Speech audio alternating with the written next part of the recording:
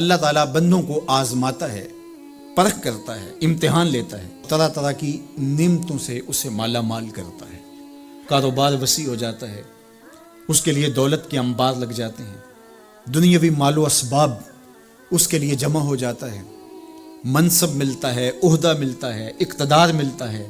شان و شوکت ملتی ہے، لوگوں کے دلوں میں اس کا گھر بنتا ہے، تو اس کے ذہن میں یہ بات آتی ہے کہ میرے رب نے مجھے جو عزت دی ہے میں اس کا استحقاق رکھتا تھا، اور میں اگر اس لائق نہ ہوتا تو مجھے کیوں نوازا جاتا، تو گویا میرا رب میرے اوپر راضی ہے۔ اور پھر جب محفل نعت میں مہمان خصوصی بھی بن گئے تو پھر تو ان کے نفس کو اور تسکین مل گئی۔ جب پیر صاحب نے بھی ان کو ہی اہمیت دی تو پھر انہیں لگا کہ واقعہ ہی ہمارا رب ہم پہ راضی ہی ہے، تبھی تو ہمیں مذہبی طبقوں کے اندر بھی اہمیت مل رہی ہے، حالانکہ وہ جانتے ہیں کہ ہم نے یہ دولت کیسے حاصل کی ہے، وہ جانتے ہیں کہ ہمیں سجدے کی توفیق نصیب نہیں ہے، وہ جانتے ہیں کہ آج اس محفل میں مہمان خصوصی سے تو کل ہم شراب خانے میں تھے، انہیں پتہ ہے، لیکن اس کی طرف توجہ نہیں جاتی، سوچتے نہیں ہیں، بلکہ وہ یہ سمجھتے ہیں کہ ہمیں یہ جو عزت مل رہی ہے یہ اللہ تعالیٰ کی طرف سے ہماری کسی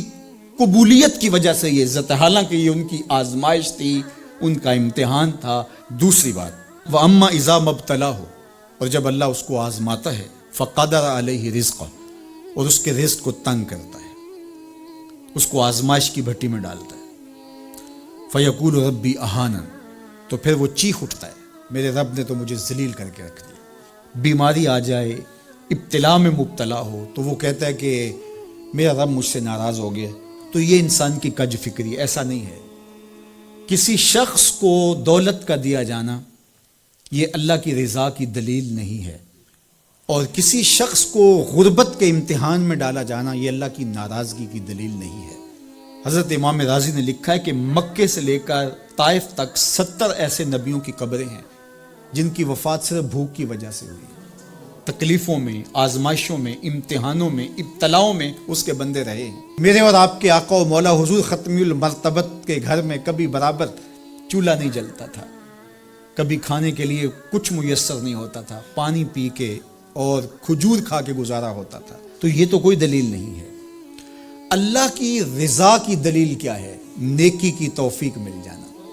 اور اللہ کی ناراضگی کی دلیل کیا ہے؟ کسی شخص کا گناہ پہ دلیر ہو جانا۔ کوئی بندہ گناہ پہ دلیر ہے اور معصیت، نافرمانیاں، اللہ کے حکموں کو توڑنا اس کا مزاج ہے، تو سمجھو اللہ اس سے ناراض ہے۔ اور اگر کسی کو اللہ نے سجدے کی توفیق دی ہے، کسی کو اللہ نے اپنے راستے میں خلوص کے ساتھ خرچ کرنے کی توفیقات عطا کی ہیں، حلال حرام کی تمیز اس کو عطا کر دی گئی ہے، تو پھر سمجھ لو کہ اللہ اس پہ راضی ہے۔ باقی رہی بات کہ کسی کو دولت کا زیادہ دیا جانا، کسی کو کم دیا جانا، تو یہ آزمائش ہے۔ اب جو اہل ایمان ہیں، اللہ کے بندے ہیں، وہ کیا کرتے ہیں؟ جب دولت زیادہ ملتی ہے، اقتدار ملتا ہے، منصب ملتا ہے، تو صرف اللہ کے شکر کے دائرے میں آ جاتے ہیں، اور جب مصیبت آتی ہے، تکلیف آتی ہے، اذیتوں میں مبتلا ہوتے ہیں، تو پھر وہ یہ نہیں کہتے کہ ہمارے رب نے ہمیں ذلیل کر دیا، بلکہ وہ اس پہ صبر کرتے ہیں اور اللہ کے حضور دعائیں کرتے ہیں، التجائیں کرتے ہیں کہ مالک تو نے جو جس آزمائش میں ڈالا ہمیں پورا اترنے کی توفیق نصیب فرما، ہماری سفید پوشی کا بھرم نہ ٹوٹے،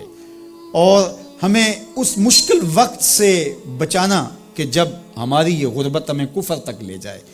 اور جب ان کو دولت مندی دی جاتی ہے تو وہ ڈرتے ہیں کہ اللہ ایسا نہ ہو کہ یہ دولت ہمیں فرعون بنا دے، یہ دولت ہمیں نمرود بنا دے، ہمارے اندر بخل پیدا ہو، تکبر پیدا ہو، ہمارے اندر غرور پیدا ہو، تو وہ اس حالت کے اندر اللہ تعالیٰ کا شکر یا دوسری حالت میں اللہ کے حضور صبر کی توفیق مانگتے ہیں اور صبر کے ساتھ اپنی زندگی گزارتے ہیں۔